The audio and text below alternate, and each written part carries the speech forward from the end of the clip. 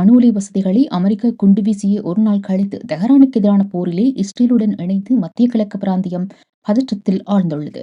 இஸ்ரேலும் ஈரானும் தாக்குதல்களை தொடர்ந்து பரிமாறிக்கொண்டன. மேலும் ஈரான் அதிபர் மசூத் பெஷெஷ்கியன் அமெரிக்காவுக்கு எதிராக பதிலடி கொடுக்கப்படும் என மிரட்டினார். அமெரிக்கர்கள் தங்கள் ஆக்கிரமிப்புக்கு பதிலை பெற வேண்டும் என அவர் கூறினார். ஜூன் 13 முதல் இஸ்ரேல் ஈரான் மீது தற்போது தாக்குதல்கள் அலைகளை தொடங்கியிருப்பதால் இருந்து 400க்கும் மேற்பட்ட ஈரானியர்கள் கொல்லப்பட்டு குறைந்தது 3056 பேர் காயமடைந்திருக்கிறார்கள். அதே நேரம் ஈரானின் பதிலடி தாக்குதல்களில் குறைந்தது 24 இஸ்ரேலியர்கள் கொல்லப்பட்டுள்ளார்கள். மோதலில் தீவிரமடைந்து வரும் நிலையில் ஈராக், சிரியா, லெபனான் மற்றும் ஜோர்டான் உள்ளிட்ட பகுதிகளில் வான்வழி போக்குவரத்து கணிசமாக குறைந்திருக்கிறது.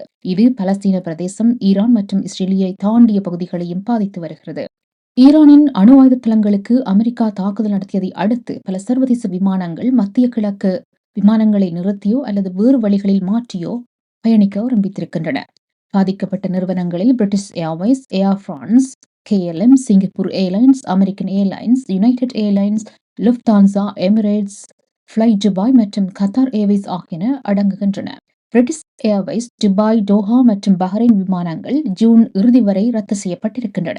சில விமானங்கள் திசை மாற்றப்பட்டுள்ளன, திரும்பியும் சென்றுள்ளன. ஏர் பிரான்ஸ், KLM, துபாய் மற்றும் ரியாத் விமானங்கள் வார இறுதியில் ரத்து செய்யப்படும். சிங்கப்பூர் ஏர்லைன்ஸ் பாதுகாப்பு மதிப்பீட்டுக்கு பின்னர் சிங்கப்பூர், துபாய் விமானங்கள் நிறுத்தப்படும்.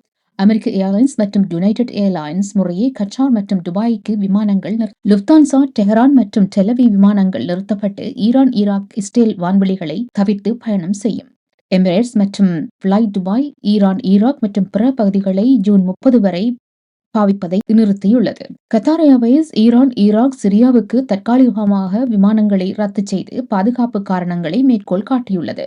ஈரான், ஈராக், ஜோர்டான் ஆகியவற்றின் வான்வெளி உள்ள வளைகுடா பாதை ஐரோப்பியாவையும் ஆசியாவையும் இணைக்கும் முக்கிய உலகளாவிய விமான பாதையாகும். இதன் மூடல் விமானங்களை தெற்கு வழிகளில் செல்ல வலியுறுத்துகிறது.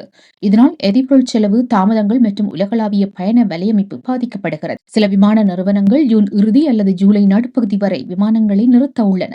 இது புவிசார் அரசியல் முன்னேற்றங்கள் மற்றும் வான்வெளி பாதுகாப்பு மதிப்பீடுகளை பொறுத்துள்ளது. விமான நிறுவனங்கள் பயணிகள் மற்றும் பணியாளர்களுக்கு பாதுகாப்பு முன்னுரிமை அளித்து மறைபதிவு விருப்பங்களை வழங்கி சர்வதேச விமான விதிமுறைகளை பின்பற்ற உள்ளன. நிலைமை தீவிரமாக உள்ளபடியால் நிறுவனங்கள் பிராந்திய முன்னேற்றங்களை உன்னிப்பாக கண்காணித்து வருகின்றன.